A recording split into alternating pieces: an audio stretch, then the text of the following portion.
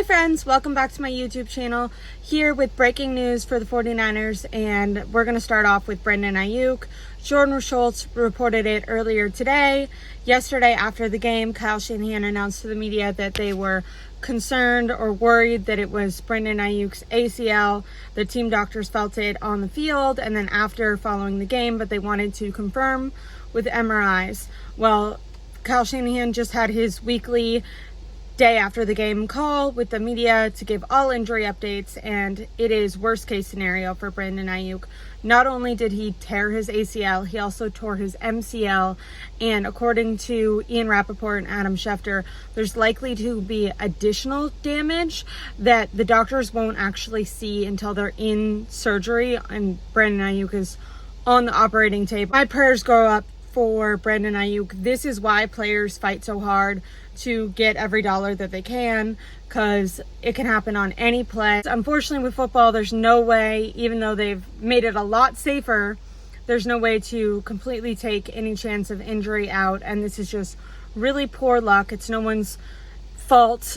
Brandon Aiyuk was kind of turned and got his leg caught up. You know, if his leg's not planted in the ground, if the second guy hits him 1 second, not even half a second later, and his leg is up, you know, maybe he has a bruised knee instead of the torn ACL and MCL. Really, really bad luck for Brandon Aiyuk. I hope that he's surrounded by his family. I know he has his fiance, son. He's posted a lot with his sister and his mom. So I also know his mom's a nurse. So I hope all of those family members and loved ones are surrounding him today.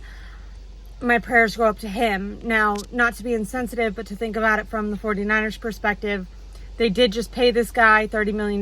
Now, he's only had, I think his season high was the Cardinals game. He had 6 targets. In other games, he's had anywhere from 2 to 5 targets, only catching half of those. So he was having a really slow start to the season, mostly, in my opinion, because he held out all off season, which I'm not necessarily blaming him for. I understand why you want to get your money. If I'm the 49ers and I'm going to pay him eventually, like I'm critical of them for not just getting it over with and paying him at the beginning of the season. He would have been in football shape sooner.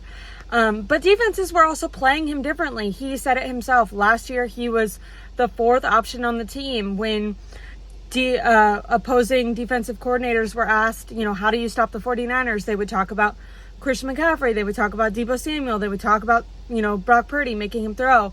Then they would talk about Brandon Aiyuk. This year it was different because Aiyuk had that, you know, breakout good year last year. Defenses were giving him more attention. He was really struggling at getting open, and then when he was getting open, he was struggling with actually catching the ball. He had a lot of drops this year.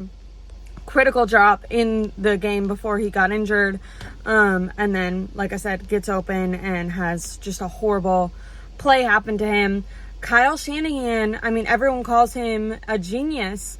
He's gonna have to start acting like a genius, because Andy Reid made him look like a below average coach at best. Andy Reid, you want to talk about creativity, getting Carson Wentz on the field, crosser routes to Juju Smith-Schuster, who ended up getting, talking about injuries, he ended up getting injured in the first quarter of last game. But both quarterbacks, Mahomes and Purdy, threw multiple interceptions. Neither quarterback threw touchdowns.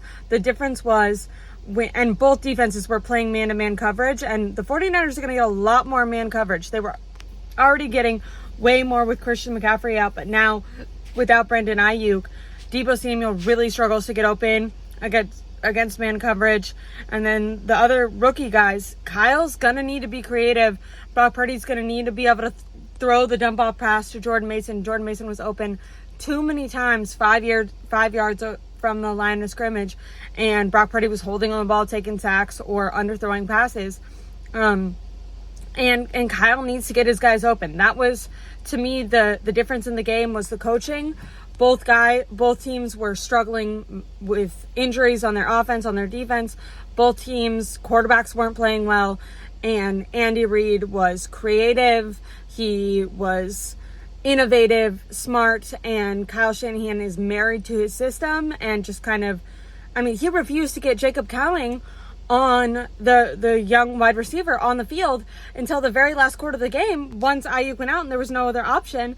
And then Cowing got open because Cowing actually has speed. This team offensively really struggles with speed, and Cowing actually put the burners on and made a really good catch. And it's like, well, why did we have to wait for for Debo to go down, for Kittle to not, he was out that play, for Brandon Aiyuk to go down, for Ronnie Bell to miss multiple passes again, before you decided to call a pass to this wide receiver who, at least in training camp, Jacob Cowing was showing out. Like, he looked, when you were comparing him to Ricky Pearsall and watching him play with the other veteran players, he looked like he belonged and could actually separate. The scouting report on Ricky, the reason that he wasn't originally targeted to go in the first round was he really struggles to get open against man coverage. Now, obviously, he got shot 51 days ago. That really changes it.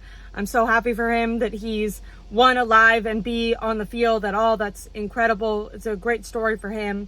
But yeah, like I said, the way opposing defensive coordinators are going to be attacking this team is a lot more man coverage, because Brock Purdy can dice up zone coverage, and most of their stars are no longer on the field. My prayers go up to Brandon Aiyuk. Like I said, ACL, MCl.